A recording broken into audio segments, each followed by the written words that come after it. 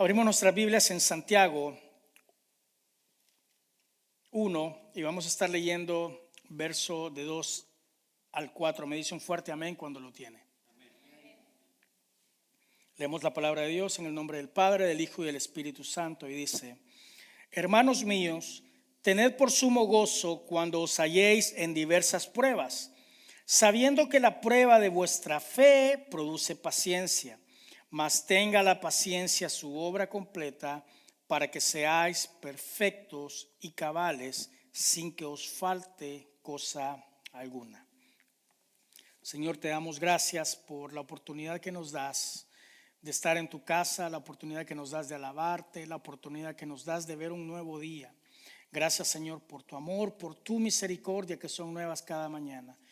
Permítenos, Señor, que podamos escudriñar las Escrituras en esta tarde y aprender de esta enseñanza algo útil, Señor, para ponerla en práctica en nuestro diario vivir. Ayúdanos y que tu Espíritu Santo nos dé entendimiento para poner en práctica tu palabra. En tu nombre oramos. Amén y amén. Este es un versículo bastante conocido y prácticamente nos está hablando de que tenemos que tener gozo cuando enfrentamos pruebas o dificultades. ¿Cuántos han experimentado dificultades fuertes en su vida? Levante su mano. Y es bien difícil poner en práctica. Usted dice, ¿cómo puedo tener por gozo cuando me encuentre en diferentes pruebas? La semana pasada estuvimos hablando acerca de buscar la bendición de Dios, pero hablábamos de que muchas veces en vez de la bendición llegamos a un momento de crisis donde lo único que nos necesitamos es un milagro. Y hablábamos la diferencia entre necesitar un milagro y ser bendecido. Los milagros en cierta forma, ¿verdad?, son solo para nosotros. Es decir, usted no puede heredar un milagro a sus hijos, a su familia, pero usted sí puede heredar la bendición que Dios le da a sus hijos. Hablábamos también que cuando necesitamos un milagro es porque hemos entrado en un momento de crisis. Y fíjese, los momentos de crisis son situaciones difíciles e inestables también, que generan prácticamente un cambio significativo en nuestra vida. Es un desafío bastante fuerte y las crisis pueden ser de diferentes tipos. Hay crisis emocionales, hay crisis económicas, hay crisis espirituales o crisis de salud. Y las crisis, cuando vienen a nuestra vida, lo que vienen a hacer es a poner a prueba nuestra fe. Ahora, tenemos que ver las diferentes perspectivas, ¿verdad? Cuando las pruebas vienen y comienzan a sacudir nuestra fe, nosotros generalmente tenemos la capacidad de adaptación o resiliencia, que es prácticamente, significa lo mismo, el poder adaptarnos a un nuevo cambio. En el verso que acabamos de leer, fíjese, está diciendo que tenemos que considerar las pruebas como una forma de desarrollar perseverancia y madurez espiritual. Es decir, cada problema, cada situación difícil que viene a nuestra vida, tenemos que verla como la oportunidad o la plataforma para que Dios sea glorificado a través de ella. Es lo que me está diciendo Santiago 1 del 2 al 4. Dice, sabiendo que la prueba de vuestra fe produce paciencia, mas tenga la paciencia su obra completa, para que seáis perfectos y cabales, sin que os falte cosa alguna. Estuvimos hablando acerca de buscar la bendición y mantenernos siempre obedientes. ¿Verdad que hemos hablado de que la obediencia trae qué? La obediencia trae bendición. Jesucristo dijo, si me amáis, guarden mis mandamientos. O sea, sean obedientes a mi palabra. En Deuteronomio 15 se encuentra, para darle contexto a las regulaciones que Moisés presentó al pueblo antes de entrar a la tierra prometida.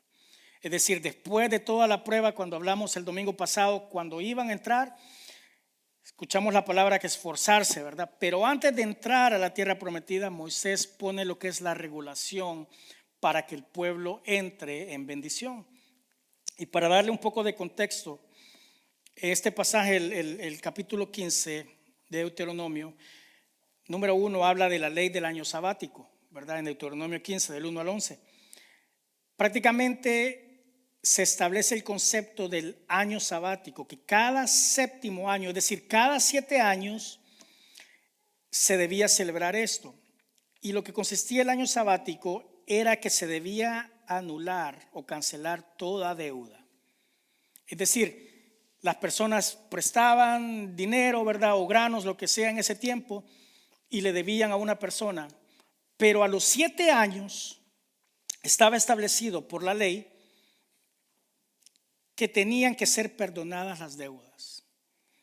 Y los que estaban en esclavitud, es decir, los que no podían pagar, que tenían que trabajar físicamente, eran liberados.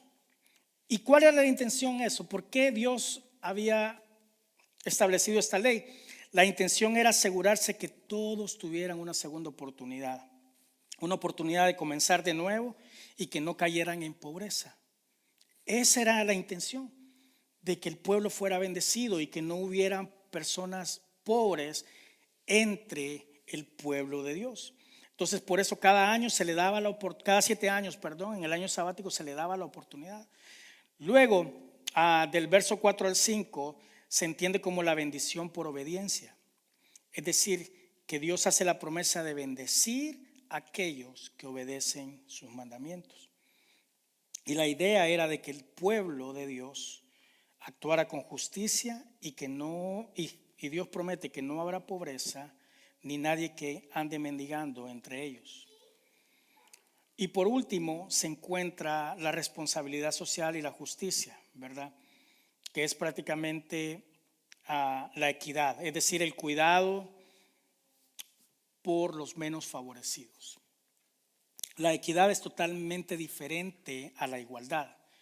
Porque la igualdad puede hacer que, digamos, por ejemplo, repartimos a todos por igual $20. Eso es una igualdad.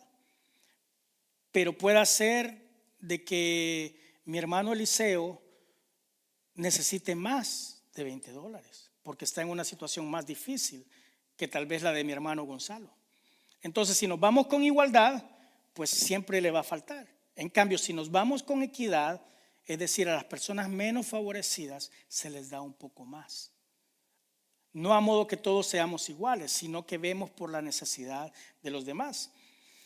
Entonces Deuteronomio 15 nos habla, ¿verdad? Y si usted se va a Deuteronomio 15 del 4 al 5, dice, pero no habrá mendigo entre ti, sino que el Señor tu Dios te bendecirá ¿cómo?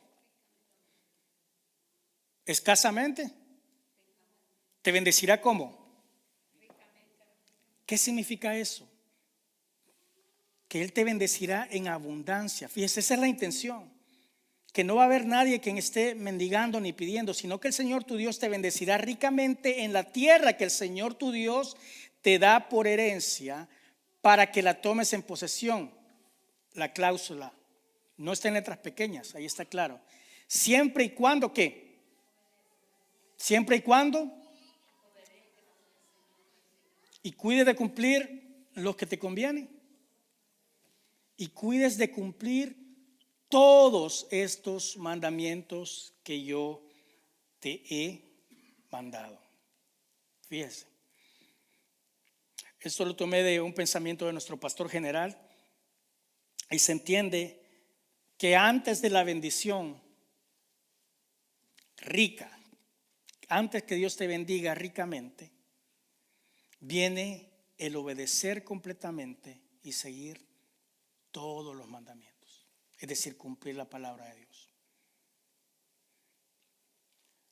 Si algo nos falta, si no estamos bendecidos ricamente, basado en este contexto, en esta palabra, es porque algo nos está faltando en la obediencia. Algo nos está faltando a nosotros. Porque la intención de Dios para su pueblo siempre es que usted esté bendecido. Pero hay algo en el camino que usted tiene que analizar en su corazón que está faltando. Muchas veces es perdonar. Muchas veces es buscar de Dios ser agradecidos. Decimos, sí, yo le doy gracias. Qué fácil es agradecer cuando usted lo tiene todo. pero cuando le hace falta, muchos renegamos muchas veces. ¿Qué es lo que nos está haciendo falta? Porque antes de la bendición rica viene el obedecer completamente. O sea, en vez de decir, yo estoy esperando que Dios me bendiga, algún día Dios me va a bendecir, en vez de que nosotros estemos esperando de que Dios nos bendiga, yo creo que Dios está esperando que nosotros en realidad seamos obedientes. Yo creo que Dios está esperando que nosotros demos ese paso. Y me voy a ir más adelante. Si usted lo que quiere es que Dios lo bendiga ricamente, entonces en vez de estar preocupado en recibir esa bendición, deberíamos de estar más preocupados en obedecer y en escuchar más de Dios. Amén. Si eso es lo que desea, deberíamos de empezar a obedecer y a seguir. Pero es dependiendo del tipo de crisis que estamos pasando, ¿verdad? O que llegues a pasar. ¿Cuántos han pasado crisis? Una vez más, levante su mano. Yo levanto las dos y hasta mi botita, ¿verdad? Sí he pasado crisis y las crisis no avisan, ¿verdad? No le dicen, hey, ahí viene una crisis. No ve como usted cuando viene la tormenta que ve nublado y usted se prepara. Las crisis generalmente vienen y se traen a toda la familia, ¿verdad? La crisis se trae a la hermana, a la tía y empieza un problema tras otro, tras otro, tras otro. Ahora, si hemos llegado, hermano y hermana, a un tiempo de crisis o estamos en un momento de dificultad, quiero decirle que hay esperanza. Y el día de hoy, a través de la palabra, vamos a ver cómo tener fuerza para salir de esa crisis y de esa dificultad. Amén. Cómo tener fortaleza en los momentos difíciles. Véalo de esta forma. Si alguien tiene un problema en el corazón, en el estómago y necesita una cirugía porque usted está bastante enfermo, gracias a Dios usted puede encontrar ayuda, encuentra un doctor, hacen la cirugía, pero después viene un tiempo ¿de qué? De recuperación. Es un tiempo donde usted necesita ser fuerte, alimentarse, hacer las terapias. Usted necesita seguir las instrucciones para terminar y completar ese proceso y que vuelva usted a tener su salud. En la vida espiritual es la misma forma. Si estamos enfermos o atacados por el enemigo espiritualmente, ¿verdad? Dios puede levantar esa opresión, Dios puede cambiar nuestra situación, pero mientras eso pasa, tenemos que obtener fortaleza. ¿Cómo tenemos fortaleza? Lo vamos a ver en el Salmo 46. Le voy a pedir que abra sus Biblias en el Salmo 46 y lo mantenga abierto ahí. ¿Me dice un fuerte amén cuando lo tiene?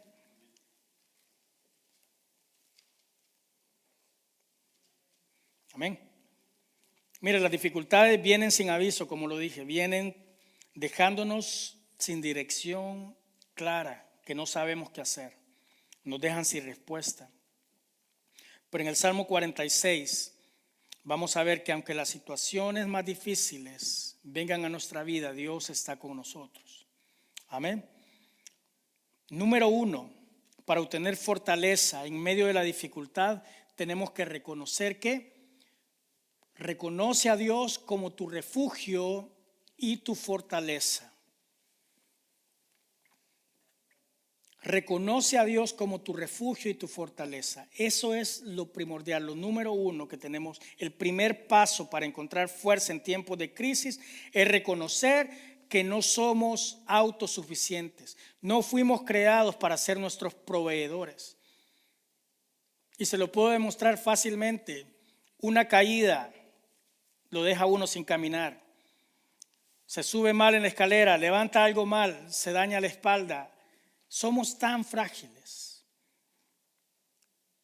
Una pequeña cosa puede cambiar el rumbo de nuestra vida y de la noche a la mañana dejamos de ser nuestros proveedores.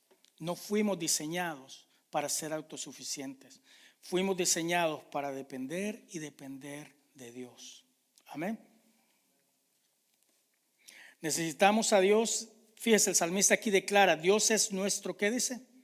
Dios es nuestro amparo y fortaleza, nuestro pronto auxilio Aquí está el primer error donde todos fallamos. Al problema económico, al problema de salud, a la primera cuestión que tenemos, usted póngase a darse cuenta, ¿estamos buscando de Dios como nuestro pronto auxilio? ¿O buscamos primero al hombre, al amigo? Hablamos con nuestro jefe, primero vamos a la tienda de préstamos. ¿Quién es nuestro pronto auxilio? El pueblo de Israel encontró refugio en Dios cuando no tenían ni un lugar a donde ir. Y nosotros debemos de aprender a poner nuestra confianza en Dios. Amén. Dios tiene que ser nuestro pronto auxilio en toda adversidad. Él tiene que ser nuestra primera opción. Dice la palabra de Dios, por nada estéis ¿qué? Afanosos, sino que pongan todas sus peticiones en oración delante de Dios. Hermanos, si usted enfrenta un problema y una dificultad, lo primero que usted tiene que hacer para liberarse de esa ansiedad, para liberarse de esa aflicción, es buscar un momento. Váyase al baño, váyase atrás de su trabajo o váyase a donde sea que se tiene que ir, aunque sea unos 30 segundos, pero poner eso delante de Dios. Y decir, Señor, en este momento me siento mal con esta noticia, pero lo pongo en tus manos. Quítame este dolor, quítame este enojo. Señor, quítame, dame agradecimiento, pero usted inmediatamente tiene que poner las cosas delante de Dios como su pronto auxilio. Amén. Lo segundo que vemos en el Salmo 46, verso 2, dice, por tanto, ¿qué dice? No temeremos, aunque la tierra sea removida y se traspasen los montes al corazón del mar. Es bien fácil decirlo.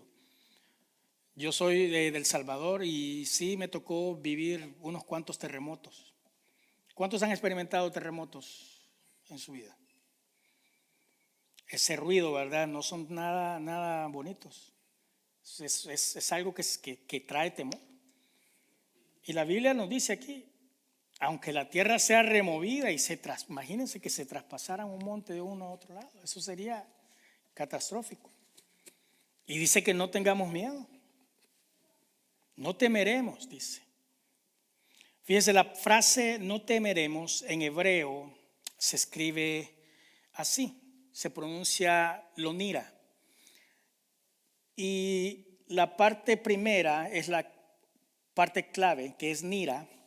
Y nira, esa raíz hebrea, se pronuncia en hebreo, se puede entender como yaré, que significa temer o tener miedo, pero es el tener miedo no de como alguien que lo asusta de repente, sino es tener miedo a algo desconocido. Es decir, la palabra yaré se puede entender como incertidumbre, es decir, algo que usted no sabe qué va a pasar, no entiendo y está con esa incertidumbre.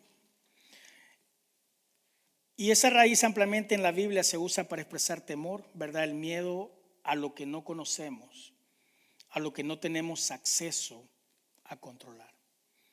Todos aquí siempre queremos tener control de todas las situaciones. Y cuando perdemos el control, entra el temor. Ahí es cuando entra el temor. Yo no sé si usted le ha tocado ver diferentes insectos o animales que usted no conoce. Y uno se queda, cuando usted ve un animal que usted no conoce, no sé, hermano Oscar, si por allá en el rancho de repente ve algún animal que usted ni sabe ni qué es. Y el temor que uno tiene es que no sabe si va a saltar, si va a volar, si lo va a morder. Y ahí está el temor, porque uno no conoce, ¿verdad? Un pescado usted sabe que nada, un perro usted sabe que va a ladrar, y ¿verdad? Un mapache o lo que sea. Pero algo que usted no conoce le genera temor. Y también lo que no tenemos control. ¿Cuántos han llevado su carro al taller y le ha tocado dejarlo ahí por un buen tiempo? Mi hermana Rosa, ¿quién más? hermana. Cuando usted lleva el carro al taller y le dicen, venga el día de mañana, usted se va a su casa y usted está afligida, ansiosa, a saber si el mecánico va a hacer algo bien. Mejor le voy a ir a ayudar y usted se va a meter al taller en la noche para ver que si le están haciendo bien el trabajo. ¿Sí o no? ¿Verdad que no? Usted lo deja ahí porque ellos saben lo que hacen, ¿verdad? Ahí está la confianza. Dejarle el control a los expertos. De la misma forma, ¿por qué no hemos aprendido a tener confianza en Dios y a depositar nuestras necesidades, nuestras dificultades y dejar que Dios haga lo que tenga que hacer? Amén. No importa lo grande o que tiemble en la tierra, ¿verdad? No importa qué grande parezcan nuestros problemas, Dios, como lo cantábamos hoy, sigue siendo más grande. Él está encima de toda circunstancia. Tenemos que aprender a confiar. Cuando usted se ha subido en un avión, llega el momento en que el vuelo va a ser de 3 horas. Y a mí me ha tocado que me pongo mi cosita allí y me duermo, ¿verdad? Me voy tranquilo.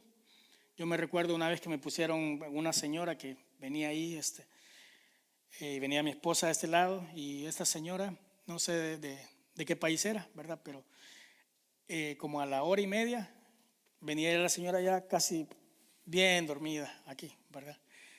Y yo solo miraba a mi esposa y la señora casi roncando y venía bien tranquila la señora. Y yo me pregunto,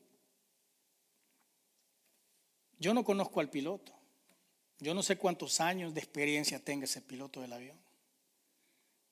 Me voy a ir más adelante, un Uber. ¿Cuántos han pedido un Uber? Usted no conoce al piloto, al conductor, al chofer. Sí lo ve en la aplicación, pero usted no sabe si acaba de entrar, usted no sabe si trae problemas, si viene drogado, si viene alcoholizado, si sabe manejar. Usted sencillamente se sube y usted va confiado y confiada, ¿sí o no? Y ahí va tranquilo que el Uber lo lleve a su casa. ¿Qué tan diferente sería nuestra vida si de la misma forma en que confiamos en el conductor de Uber, en el piloto de avión, en el driver del camión, si confiáramos así como ellos, nuestras vidas serían muy, muy diferentes? Amén. No importa qué difícil sea la tormenta, Dios está a nuestro lado y nos da la seguridad para no temer. Número 3, para tener fortaleza, usted necesita no dejarse atemorizar por los problemas. El Salmo 46:8, ¿qué dice? Salmo 46, el 8. ¿Qué dice? Que ha puesto asolamiento en la tierra. ¿Qué significa eso?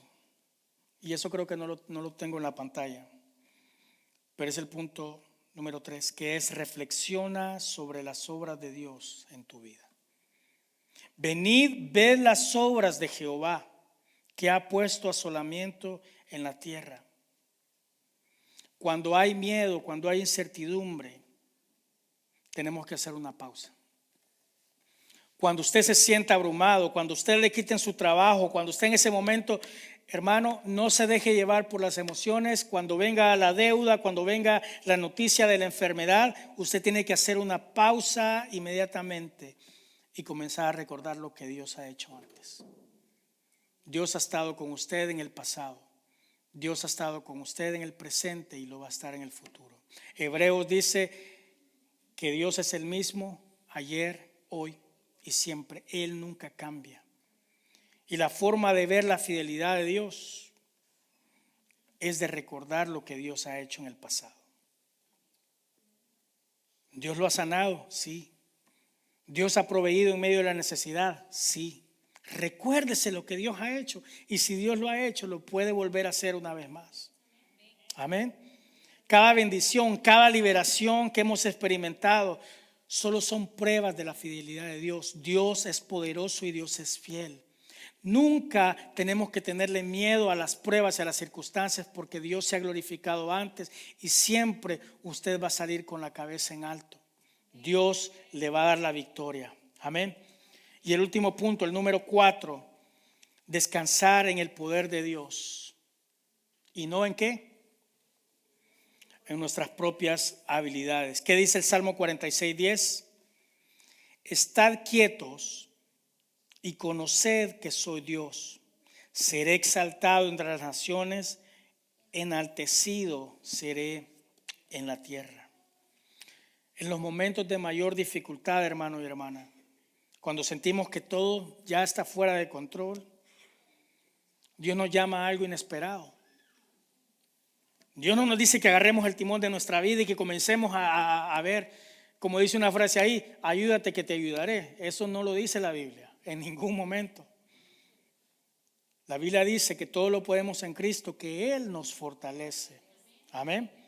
Y en los momentos cuando las cosas se le salgan de control, cuando vengan las circunstancias que usted no puede controlar, usted tiene que tomar una acción inesperada y es: estén quietos, calma. Pero eso de estar quietos no significa que es una actitud pasiva. Ahí está el problema, que muchos creemos que no, pues hay que estar quieto, dice el pastor, entonces no voy a hacer nada. Estar quietos no es una actitud pasiva, sino que usted tiene que poner una confianza absoluta en el poder de Dios. ¿Qué quiere decir? Que por fe usted dice: el Señor me va a ayudar, el Señor me va a sacar adelante, yo lo creo en el nombre del Señor. Y ahí usted comienza a confiar. Y ¿sabe qué? El enemigo va a traer cosas a su vista, a su oído, para que su fe decaiga. Yo le he dicho que el peor enemigo de la fe es nuestra vista, lo que vemos. Porque la fe actúa en las cosas que no se ven. Amén. En esa certeza. A menudo queremos tomar el control y resolver nuestros problemas, pero Dios nos dice que su poder es suficiente. Dios quiere mostrar su gloria a través de nuestra debilidad y nos dice: estén quietos, confíen. Nuestro papel es confiar en Dios.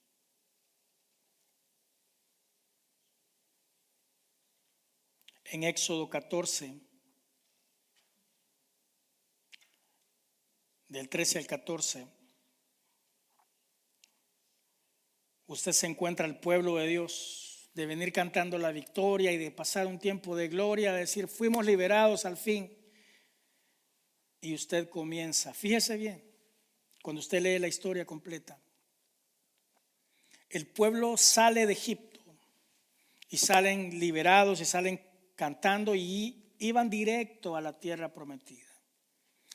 Sin embargo, comienzan a escuchar y el enemigo se levanta y el faraón dice: vamos a traer a ese pueblo de regreso, cueste lo que cueste. Y agarran sus caballos y agarran su ejército y comienzan a perseguir al pueblo de Dios. No venían a llevarlos de la mano, no, venían a esclavizarlos otra vez. Y el pueblo, en vez de confiar en Dios, comenzaron a reclamar y a decir: ¿y qué vamos a hacer? Para esto nos sacaron, nos hubiéramos quedado. Y empezó el pueblo a reclamar, pero Dios en su misericordia le empieza a decir a Moisés que se vayan por otro lado. Y fíjese, en vez de llevarlos directo, los lleva a otra dificultad más grande. Los pone enfrente del mar. ¿Y ahora qué iba a pasar? Iban a nadar, y los que no pueden nadar, ¿cómo iban a pasar? Y ahí es donde te das cuenta que a veces vienes de una situación difícil y empiezas a buscar de Dios y te encuentras con algo peor. O el problema se hace más grande o las cosas se te complican más. Y ese mar tiene el propósito de desalentar al pueblo. Y muchas veces nosotros nos desalentamos cuando decimos: en medio de la dificultad voy a buscar a Dios. Y comienza usted, viene a la oración, comienza a buscar de Dios y se levantan los problemas más grandes y se empiezan a levantar mucho más difícil la situación. Y ahí está el problema, que casi la mayoría de nosotros quitamos el pie del acelerador y decimos, mejor ya no sigo. Y eso es lo que el enemigo quiere. Porque el enemigo sabe que si usted sigue adelante a pesar de las dificultades, ¿qué va a pasar? Usted va a coronar la victoria. En medio de la dificultad, en medio de la tormenta, la mayoría de nosotros le huimos a la tormenta. Usted lo que tiene que hacer es glorificar a Dios en medio de la tormenta. Fíjese, los pajaritos cuando viene la tormenta, ellos se ponen, sus alas son como impermeables, ¿verdad? Y bajan su cabecita, nada más, y se quedan con sus alitas aguantando la lluvia. Perseverancia. En medio de la dificultad, en medio de la tormenta, cuando esté más fuerte la tormenta, ahí es donde usted tiene que alabar a Dios. Ahí es donde usted tiene que decir, Padre, te alabo a pesar de lo que esté pasando. Y sabe el versículo de Job 1:21, creo yo. Jehová dio, Jehová quitó, sea el nombre de Dios alabado. Eso cambia la perspectiva de todo. Con nada venimos a este mundo. Su carro, su casa, su ropa, todo aquí queda. De nosotros no es nada. Y si Dios lo dio y Él lo quitó, ¿va a dejar de adorar usted a Dios? Si Dios le dio algo, disfrútelo. Si Dios lo quita, continúe alabando a Dios. ¿Y sabe lo que pasa? Cuando usted alaba a Dios en medio de la tormenta, entonces la tormenta huye de usted. La tormenta cesa. Cuando entendemos que Jesús está en nuestra barca, cuando sabemos que su presencia está con nosotros. En medio de la dificultad es cuando más tenemos que levantar un clamor. Amén. Cuando ellos se enfrentan el mar,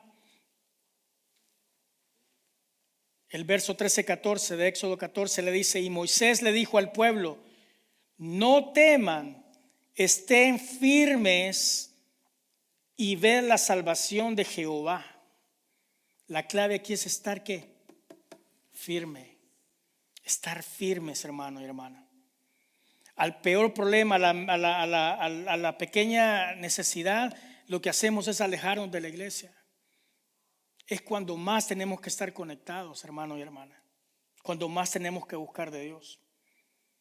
Estad firmes, no teman, les dice, estad firmes y ved la salvación de Jehová, la cual hoy os dará. Porque los egipcios que hoy habéis visto, fíjese, nunca más para siempre los veréis. Jehová peleará por vosotros y vosotros estaréis tranquilos. Yo le voy a pedir que se ponga de pie en esta tarde.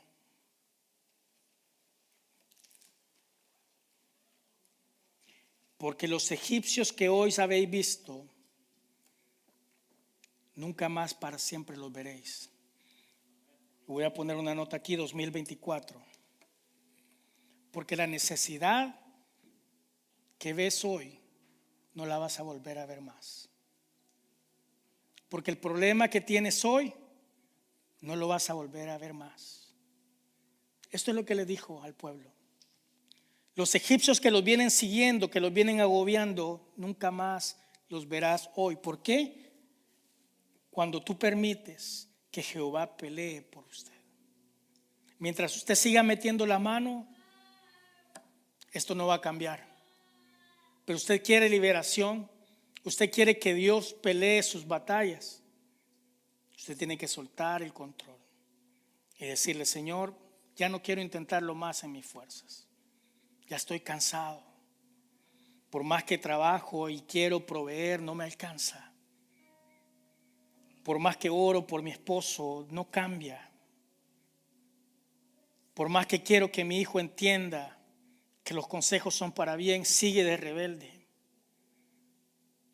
Por más que quiero, Señor, prosperar y avanzar, no puedo.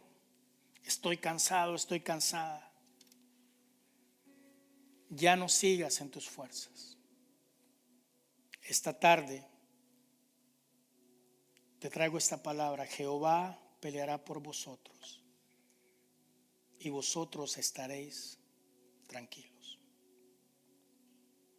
Hermano, no hay nada mejor que tener paz en medio de la tormenta, paz en medio de la dificultad.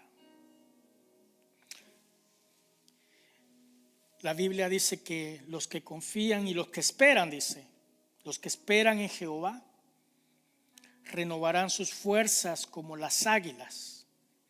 No está hablando de todos, sino los que esperan. Es un grupo específico.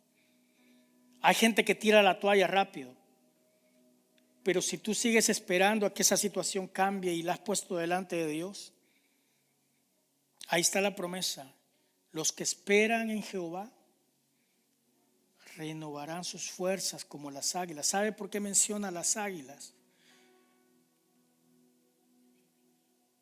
Porque las águilas, cuando ven la tormenta, las águilas no pasan por la tormenta. Las águilas, usted nunca va a ver un águila que se esté mojando en la tormenta y va volando. El águila lo que hace es tomar fuerza y empieza a tomar una altura, casi a la misma altura de los aviones. Se empieza a elevar y pasa más arriba de la tormenta.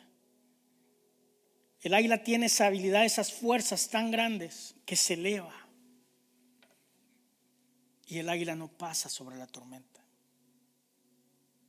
Ese es el tipo de fuerza que usted necesita en medio de la dificultad. Necesitamos extendernos espiritualmente y mirar hacia arriba, mirar al Creador, al Todopoderoso, el único, fíjese bien, el único que puede cambiar las cosas.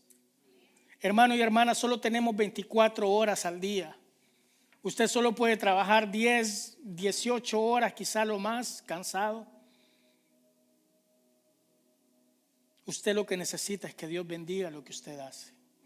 Usted lo que necesita es que Dios ponga bendición en su pan, que Dios ponga bendición en su hogar, que Dios ponga bendición en su vida. Usted se dio cuenta al principio. Dios entregó la tierra prometida, pero Él quería que no hubiera nadie con necesidad. Quería bendecir a su pueblo, y yo creo que el corazón de Dios aún sigue vigente para el pueblo de Dios. Dios quiere bendecirte.